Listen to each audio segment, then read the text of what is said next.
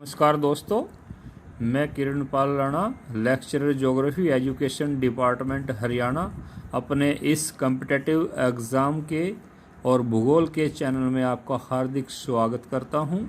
तो जैसे कि कॉम्पिटिटिव एग्ज़ाम के लिए बच्चे तैयारी करते हैं, तो दुनिया का कोई भी कॉम्पिटिटिव एग्ज़ाम किसी विशेष बुक से तैयार नहीं होता, बल्कि जो हमारी टेक्स्ट बुक्स होती हैं, बेसिक बुक्स, उनमें से ही। तो इसी उद्देश्य की पूर्ति के लिए पहली वीडियो में मैंने 300 क्वेश्चन बनाए थे। इस वीडियो में भी मैंने लगभग 200 क्वेश्चन जो है अच्छे से अच्छे सेट करने का प्रयास किया है। इसमें मैंने जो 12th ज्योग्राफी की जो बुक होती है, उसके लेसन 1, 8, 9, 10 4-5 लेसन इसमें लिए हैं। तो हमारा सबसे पहला क्वेश्चन है, हम नगरीकरण एस्पेक्ट को लेके शुरू करते हैं। सन्नगर शब्द सबसे पहले किसने प्रयोग किया था और कब प्रयोग किया था? तो ये शब्द सबसे पहले पैट्रिक गिडीज ने 1915 में प्रयोग किया था। मेगापोलिस शब्द सबसे पहले किसने व कब प्रयोग किया? यह शब्द जीन गोटमैन ने 1957 में प्रयोग किया था। सबसे पहले सबसे अधिक मिलियन सिटी कौन से महाद्वीप में है? ये सबसे अधिक एशिया महाद्वीप में है, सबसे कम ऑस्ट्रेलिया महाद्वीप में है। पेरिस व न्यूयॉर्क कब मिलियन सिटी बने? तो पेरिस 1850 में बना था, न्यूयॉर्क 1860 में। मेगा सिटी में कितनी जनसंख्या होती है? इसमें 1 करोड़ से अधिक जनसंख्या होनी चाहिए। विश्व में सबसे पहला मेगा सिटी कब व कौन सा बना? यह न्यूयॉर्क 1950 में बना। संसार का सबसे बड़ा मेगा सिटी कौन सा है? यदि 2005 के आंकड़ों के अनुसार टोक्यो है। 2015 के अनुसार 2020 के अनुसार ग्वांगजू है, जो कि चीन में है और प्रथम स्थान पर है। इसके बाद दिल्ली 5वें स्थान पर है और मुंबई 7वें स्थान पर है और टोक्यो 2वें स्थान पर है। नेक्स्ट क्वेश्चन, संसार में कितने प्रतिशत जनसंख्या नगरीय है? यह 2018 के अनुसार 55% है। सेंटी टाउन्स क्या होते हैं? अनाधिकृत बस्तियां, मलिन बस्तियां या गंदी बस्तियां, इनको सेंटी टाउन्स कहते हैं। नगरीकरण के कारण ये विकासशील देशों में अधिक विकसित होती हैं। वेनेजुएला में इनको क्या कहते हैं? रांचोज के नाम से जानते हैं। ब्राज़ील में फलेवास के नाम से जानते हैं। म्यांमार में केवट्टीस के नाम से जानते हैं। भारत में झुग्गी झोपड़ी या मलिन बस्ती कहते हैं। नेक्स्ट क्वेश्चन है, एशिया की सबसे बड़ी मलिन बस्ती का क्या नाम है? धारावी है। मानव भूगोल किस की मुख्य शाखा है? यह क्रमबद्ध भूगोल की मुख्य शाखा है। खोज का युग कब से कब तक है? 15वीं शताब्दी के उत्तरार्ध से लेकर 18वीं शताब्दी तक है। नेक्स्ट क्वेश्चन, ज्योग्राफिया जर्नलिस्ट पुस्तक किसने लिखी थी? यह बर्नार्ड वेरेनियस ने 1650 में लिखी थी। ज्योग्राफिया जर्नलिस्ट की विषय वस्तु कितने भागों में विभाजित थी? यह 3 भागों में विभाजित थी। इसका प्रथम लक्षण स्थलीय लक्षण थे, द्वितीय मानवीय लक्षण और तृतीय भाग था खगोलीय लक्षण। नेक्स्ट क्वेश्चन है, जियोमॉर्फोलॉजी विषय के रूप में कब विकसित हुआ? यह 19वीं शताब्दी में विकसित हुआ। नेक्स्ट क्वेश्चन है, ओरिजिन ऑफ स्पीशीज नामक पुस्तक किसने लिखी थी? ओरिजिन ऑफ स्पीशीज, तो यह 1859 में चार्ल्स डार्विन ने लिखी थी। एंथ्रोपोजियोग्राफी पुस्तक किसने लिखी? यह फ्रेडरिक रेटजेल ने लिखी थी। एंथ्रोपोजियोग्राफी का पुस्तक का प्रकाशन एक युगांतरी घटना क्यों माना जाता है? यह इसलिए माना जाता है क्योंकि इस पुस्तक के प्रकाशन ने इस पृथ्वी पर सबसे पहले मानव केंद्रित विचारधारा की स्थापना की थी। कुमारी एलन सैम्पल कौन थी? तो यह निश्चयवाद की कट्टर समर्थक थी, अमेरिकी नागरिक थी और फ्रेडरिक रेटजेल की शिष्य थी। नेक्स्ट क्वेश्चन है, हिस्ट्री ऑफ सिविलाइजेशन पुस्तक किसने लिखी थी? यह बक्कल ने 1881 में लिखी थी। नेक्स्ट है, प्रिंसिपल डी ज्योग्राफी ह्यूमन किसने लिखी थी? यह वाइडल डिलाब्लास ने लिखी थी। नेक्स्ट क्वेश्चन, ह्यूमन ज्योग्राफी पुस्तक किसने लिखी? यह पुस्तक जीन ब्रून्स ने 1910 में लिखी थी। Next question, principle of human geography पुस्तक किसने लिखी? एल्सवर्थ हंटिंगटन ने 1956 में लिखी। निश्चयवाद के समर्थक कौन थे? इसके समर्थक फ्रेडरिक रेटजेल थे। संभावनावाद शब्द का प्रयोग सबसे पहले किसने किया था? ये लुशियन फेब्रे ने सबसे पहले किया था। संभावनावाद की स्थापना सबसे पहले किसने की थी? यह वाइडल डी लाप्लास ने की थी। नेक्स्ट क्वेश्चन है, नव निश्चयवाद की स्थापना किसने की? यह ऑस्ट्रेलिया के महान भूगोलवेता ग्रिफ्थ टेलर ने की थी। नेक्स्ट क्वेश्चन है, विश्व के कौन से देश में लौह अयस्क के सबसे अधिक भंडार हैं? रूस में है। हमारा नेक्स्ट क्वेश्चन है, एशियाई रूस के मुख्य केंद्र का क्या नाम है? इरकुटस्क इसका नाम है। लंदन व पेरिस को जोड़ने वाले सुरंग रेल मार्ग का क्या नाम है? जो ऐसा रेल मार्ग जो कि लंदन व पेरिस को जोड़ता है और सुरंग के द्वारा यहाँ रेल मार्ग बिछाया गया, तो यूरो टनल रेल मार्ग है, तो जो कि यूरो टनल ग्रुप द्वारा संचालित होता है। विश्व के कौन से 3 शहरों में भूमिगत रेल मार्ग का सबसे अधिक महत्व है?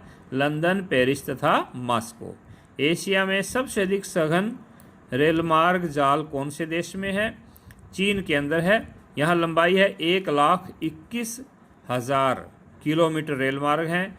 भारत का द्वितीय स्थान है, तो जिसका 95,981 किलोमीटर लंबे रेल मार्ग हैं। ये जो वर्तमान आंकड़े हैं। नेक्स्ट क्वेश्चन है, ऑस्ट्रेलिया अंतर महाद्वीपीय रेल मार्ग कहाँ से कहाँ तक है? यह पूर्व में सिडनी से पश्चिम में स्थित पर्थ तक है। अर्जेंटीना की राजधानी का क्या नाम है? इसकी राजधानी का नाम ब्यूनस आयर्स है। नेक्स्ट क्वेश्चन है, दक्षिणी अमेरिकन अंतः महाद्वीपीय रेल मार्ग कहाँ से कहाँ तक है? यह अर्जेंटीना की राजधानी ब्यूनस आयर्स से वालप्रिंजी तक है। वालप्रिंजी चिली में है। Next question, trans Siberian railway महामार्ग कहाँ से कहाँ तक है? यह सेंट पीटर्सबर्ग से व्लादिवोस्टोक तक है। सेंट पीटर्सबर्ग को पहले लेनिनग्राड के नाम से जाना जाता था। तो इसकी लंबाई 9,332 किलोमीटर है। निर्माण इसका 1891 में शुरू हुआ था और 1905 में यह बनकर तैयार हो गया था। रूस का खजाना किसे कहते हैं? यूरेशिया में स्थित साइबेरियन क्षेत्र को रूस का खजाना कहते हैं। ट्रांस कैनेडियन रेलवे महामार्ग कब बनकर तैयार हुआ? 1886 में बनकर तैयार हुआ। मॉन्ट्रियल कौन सी नदी पर स्थित है? यह सेंट लॉरेंस नदी पर स्थित है। कनाडा का सबसे अधिक महत्वपूर्ण खनिज केंद्र कौन सा है? यह सडबरी जो है कनाडा का प्रमुख और महत्वपूर्ण खनिज केंद्र है। नेक्स्ट क्वेश्चन है, ट्रांस कैनेडियन रेलवे महामार्ग जो है कहाँ पर आकर कैनेडियन नेशनल रेल मार्ग से मिलता है? क्वेश्चन रिपीट करता हूँ, ट्रांस कैनेडियन रेलवे महामार्ग कैनेडियन नेशनल रेल मार्ग से कहाँ पर आकर मिलता है? तो यह विनिपेग नामक शहर में आकर मिलता है। विनिपेग शहर में ये दोनों आपस में मिल जाते हैं। नेक्स्ट क्वेश्चन है, विश्व में अलग अलग गेज वाला रेल मार्ग कौन सा है? तो ऑस्ट्रेलियाई अंतः महाद्वीपीय रेल मार्ग यह अलग अलग गेज वाला है। स्वेज नहर का निर्माण कब हुआ? इसका निर्माण 1854 में शुरू हुआ। 1869 में बनकर तैयार हो गई थी। इसका निर्माण जो है स्वेज जल डमरू मध्य को काटकर किया गया था। तो इसके निर्माण में प्रमुख भूमिका फर्डिनेंड द लेपेसस नामक इंजीनियर ने निभाई थी। इसकी लंबाई 168 मीटर है और गहराई 1615 मीटर है। पनामा नहर का निर्माण कब हुआ? संयुक्त राज्य अमेरिका ने इसका निर्माण करवाया। 1906 में यह बननी शुरू हुई और 1914 तक इसको पूरा कर दिया गया था। परिवहन लॉक सिस्टम की सहायता से यहाँ परिवहन होता है, क्योंकि इसमें स्टेप्स बनाए गए हैं। इसकी तलहटी ऊंची नीची है, तो लॉक्स के द्वारा पानी रोक के ही जहाज़ को आगे ले जाया जा सकता है। प्रशांत महासागर का प्रवेश द्वार किसे कहते हैं? पनामा नहर को ही कहते हैं। पनामा नहर किन दो महासागरों को जोड़ती है? यह प्रशांत महासागर और अटलांटिक महासागर को जोड़ती है। भूमध्य सागर व लाल सागर को कौन सी नहर जोड़ती है? इसको स्वेज नहर जोड़ती है। नेक्स्ट क्वेश्चन है, विश्व का सबसे महत्वपूर्ण आंतरिक जलमार्ग कौन सा है? ग्रेट लेक्स सेंट लॉरेंस जलमार्ग, जो कि उत्तरी अमेरिका महाद्वीप के अंदर स्थित है। यह विश्व का सबसे महत्वपूर्ण आंतरिक जलमार्ग है। मिसिसिपी नदी तंत्र में सबसे अधिक प्रयोग होने वाली नदी कौन सी है? मोननगाहेला नामक नदी है, जो कि मिसिसिपी नदी तंत्र में सबसे महत्वपूर्ण है। मिसिसिपी नदी तंत्र व ग्रेट लेक्स जलमार्ग तंत्र को कौन सी नदी जोड़ती है? इलिनॉयस नामक नदी जोड़ती है। विश्व की सबसे व्यस्त नदी कौन सी है? यांगत्से नदी, जो कि यूएसए में है। यह विश्व की सबसे व्यस्त नदी मानी जाती है। यूरोप की सबसे व्यस्त नदी कौन सी है? राइन नदी को यूरोप की सबसे व्यस्त नदी माना जाता है। यूरोपीय साझा व्यापार की धुरी किसे कहते हैं? वोल्गा नदी को इस यूरोपीय साझा व्यापार की धुरी कहते हैं। यूरोपीय साझा व्यापार या यूरोपीय संघ या यूरोपियन बाजार या यूरोपियन यूनियन। यूरोप की सबसे लंबी नदी कौन सी है? वोल्गा नदी यूरोप की सबसे लंबी नदी है। इसकी लंबाई 3645 किलोमीटर है। नेक्स्ट क्वेश्चन है, गंगा कहाँ तक नाव्य है? बिहार में स्थित शहर है पटना, वहाँ तक गंगा में नेविगेशन हो सकता है, समुद्री जहाज या नावें चला सकते हैं। गंगा की लंबाई कितनी है? यह 2601 किलोमीटर है। विश्व में व्यापारिक वायु परिवहन सेवा कब शुरू हुई? 1926 में संयुक्त राज्य अमेरिका में व्यापारिक दृष्टि से वायु परिवहन सेवा को शुरू किया गया था। संयुक्त राज्य अमेरिका में पाइपलाइन की लंबाई कितनी है? इसकी लंबाई है 22,25,032 किलोमीटर।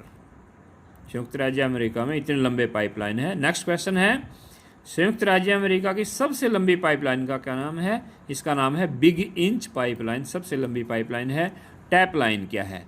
तो अरेबियन कंट्रीज में ट्रांस अरेबियन पाइपलाइन, इसका संक्षिप्त रूप है टैप लाइन। तो यह मुस्लिम कंट्रीज में है, तो इसको टैप लाइन बोलते हैं। नेक्स्ट क्वेश्चन है, कॉमेकॉन क्या है? रूस की एक बड़ी पाइपलाइन है जिसमें से पेट्रोलियम का परिवहन होता है, इसे कॉमेकॉन कहते हैं। यह विश्व रूस की सबसे बड़ी पाइपलाइन है। नेक्स्ट क्वेश्चन है, बोर्ड में भी ये क्वेश्चन बहुत आते हैं, कौन से देश में पाइपलाइनों की लंबाई रेल लाइनों से भी लंबी है? तो संयुक्त राज्य अमेरिका के अंदर पाइपलाइनों की लंबाई रेल लाइनों से भी लंबी है। भारत की सबसे लंबी पाइपलाइन का क्या नाम है? HVJ भी कह देते हैं इसको। इसका पूरा नाम है हजीरापुर विजयपुर जगदीशपुर। टेलीग्राफ का आविष्कार किसने और कब किया? सैमुअल मॉरिस ने 1844 में टेलीग्राफ का आविष्कार किया था। फोन का आविष्कार ग्राहम बेल ने किया। रेडियो का आविष्कार मार्कोनी ने किया था। नेक्स्ट क्वेश्चन, भारत में उपग्रह संचार प्रणाली कौन से दशक में आई? 1970 के दशक में आई। भारत का पहला उपग्रह कौन सा था? पहला उपग्रह भारत का था आर्यभट्ट, 19 अप्रैल 1975 में इसको स्थापित किया गया था। भारत में पहला मौसम संबंधी उपग्रह कब स्थापित किया गया? यह 11 सितंबर 2002 को स्थापित किया गया था। बड़े इंपॉर्टेंट क्वेश्चन है।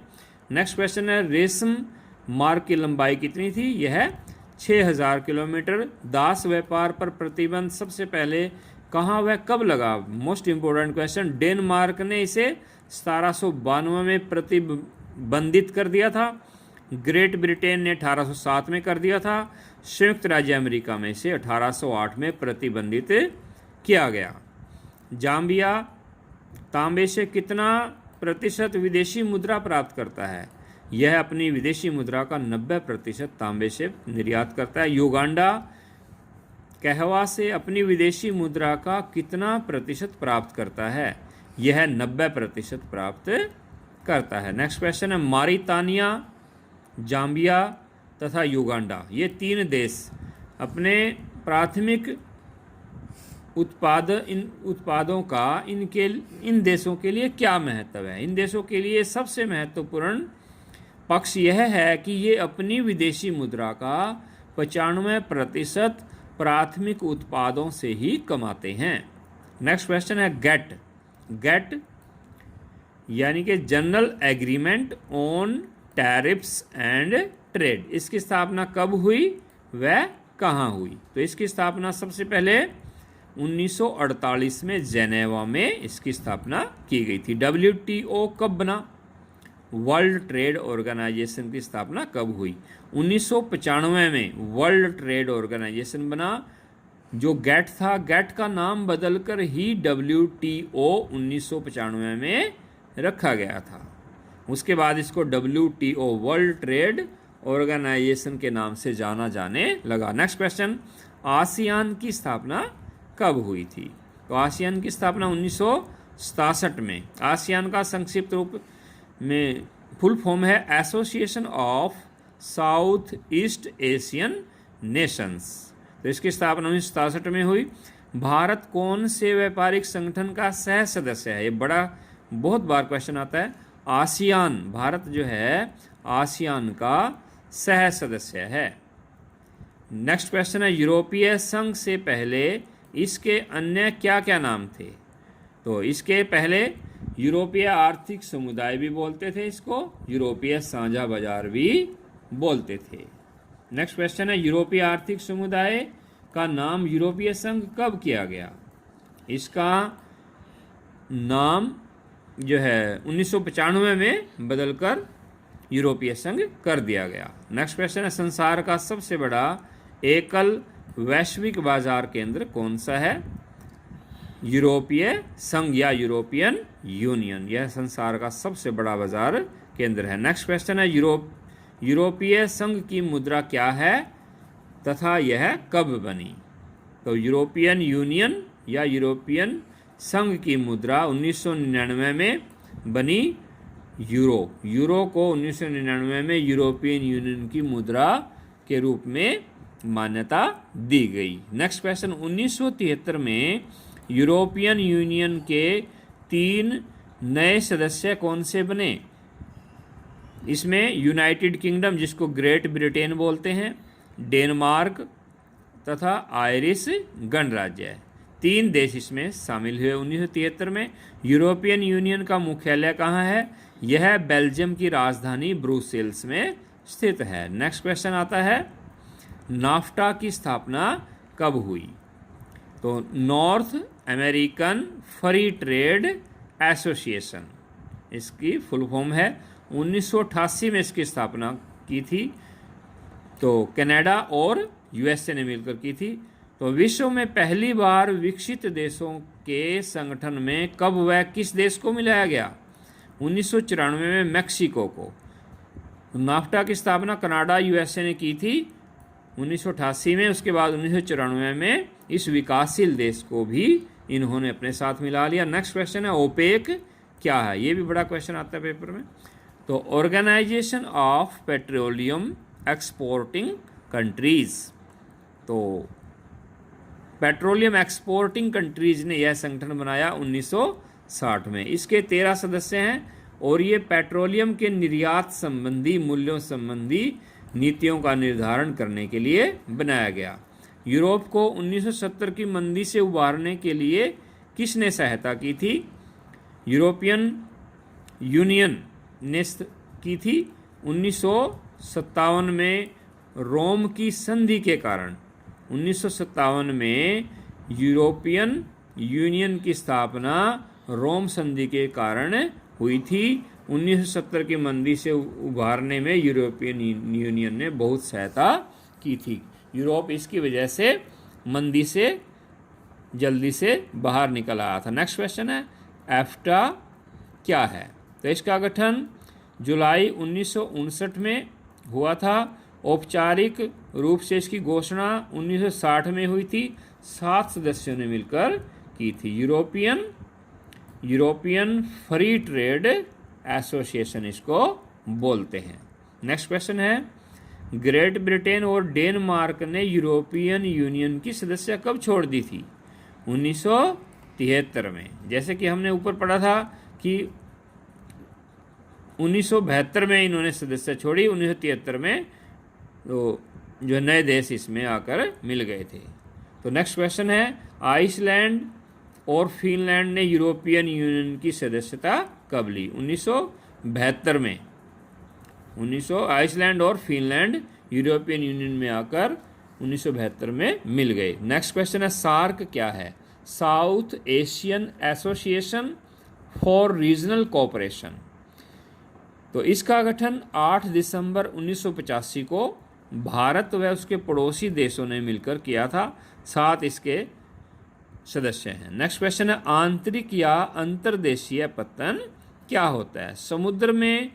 समुद्र से दूर स्थलखंड पर किसी भी नदी के में हो सकता है या किसी नहर में, तो जो कि स्थलखंड पर स्थित होता है, इसको आंतरिक या अंतर्देशीय पतन कहते हैं। नेक्स्ट क्वेश्चन है, डुइसबर्ग तथा मानहीन कौन सी नदी पर स्थित है? यह राइन नदी पर स्थित पत्तन है। मेम्फिस कौन सी नदी पर है? मेम्फिस यह मिसिसिपी नदी पर स्थित है। यह शहर मिसिसिपी नदी पर स्थित है। डुइसबर्ग और मानहीन नामक शहर भी ये राइन नदी पर स्थित है। नेक्स्ट क्वेश्चन है, ह्वानहाउ किस नदी पर स्थित है? यह यांग से चांग नामक नदी पर स्थित है, चाइना में।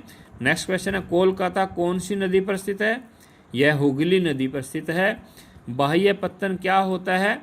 तो जो गहरे समुद्र में पत्तन होता है उसे बाह्य पत्तन कहते हैं, जैसे कि ब्रिस्टल पत्तन इसका उदाहरण है। तेल पत्तन का दूसरा नाम क्या होता है? तेल पत्तन का दूसरा नाम टैंकर पत्तन भी होता है। लेबनान अबादान कैसे पत्तन है? यह परिष्करणशाला लेबनान व अबादान ये दोनों परिष्करणशाला पत्तन है। त्रिपोली कैसा पत्तन है? यह टैंकर पत्तन है। होनोलुलु कैसा पत्तन है? यह मार्ग पत्तन है। कलगुरली तथा कुलगार्डी ये क्या हैं? तो ऑस्ट्रेलियाई अंतः महाद्वीपीय रेल मार्ग पर स्थित 2 स्टेशन हैं। फेरी पोर्ट क्या होता है?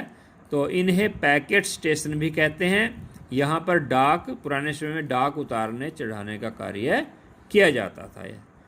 नेक्स्ट क्वेश्चन, अंतरोपोपत्तन क्या होते हैं? ऐसे पत्तन जो एक देश का माल दूसरे देश में भेजने का कार्य करते हैं, ऐसे पत्तन को हम अंतरोपोपत्तन कहते हैं, यानी कि जो मीडिएटर का काम करते हैं। कोपेनहेगन भी अंतरोपोपत्तन है, सिंगापुर भी अंतरोपोपत्तन है। क्वांटो के मैदान कहाँ हैं? तो क्वांटो के मैदान जापान में है। सहंत बस्ती की शुरुआत कहाँ से होती है? इसकी शुरुआत पूर्वा से होती है। रैंच या उत्तरी अमेरिका के प्रेरी घास के मैदानों में कैसी बस्तियां पाई जाती हैं? यहाँ पर परकीर्ण बस्तियां पाई जाती हैं। इनसेलबर्ग कहाँ पाए जाते हैं? ये नाइजीरिया के अंदर ज़्यादा पाए जाते हैं। नेक्स्ट क्वेश्चन है, विश्व का पहला नगर कब बना था? विश्व का पहला नगर 1810 में लंदन में बना था। इस समय इसकी जनसंख्या 10 लाख थी। 1982 में 10 लाख जनसंख्या वाले कितने नगर थे? ये 175 नगर थे 1982 में, जिनकी जनसंख्या 10 लाख थी। नेक्स्ट क्वेश्चन, 1800 में विश्व की कितनी प्रतिशत जनसंख्या नगरीय थी? 3% जनसंख्या 1800 में नगरीय थी।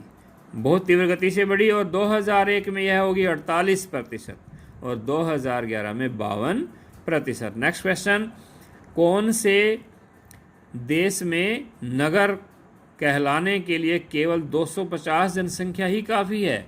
Denmark, Sweden, Finland. इनको नगर कहलाने के लिए 250 जनसंख्या ही काफ़ी है, जबकि आइसलैंड में 300 जनसंख्या होने पर किसी भी बस्ती को नगर का दर्जा दिया जाता है। हैलीफॉक्स तथा प्लायमाउथ नगर कैसे हैं? ये प्रतिरक्षा नगर हैं। कूलगार्डी तथा जोहान्सबर्ग कैसे नगर हैं? ये खनन नगर हैं।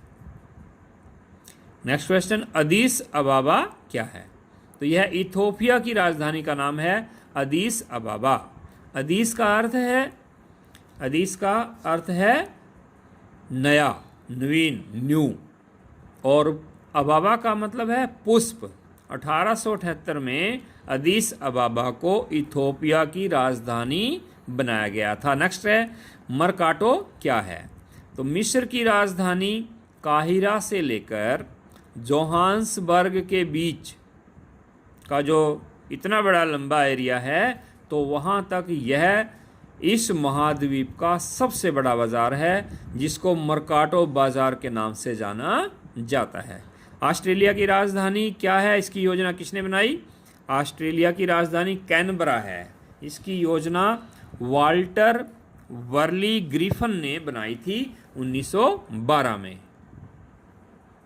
तो प्यारे दोस्तों, my dear learners, my dear friends, thank you very much मेरा चैनल देखने के लिए। यदि आपको पसंद आया है तो सब्सक्राइब करें, लाइक करें, अपने दोस्तों को, मित्रों को, साथियों को, सभी को शेयर करें, सब्सक्राइब करने के लिए कहें, और किसी भी कॉम्पिटिटिव एग्ज़ाम में सफल होने में मेरी हर एक प्रकार से मैं आपके लिए प्रतिबद्ध हूँ। आगे भी एक से एक वीडियो भेजी जाएंगी।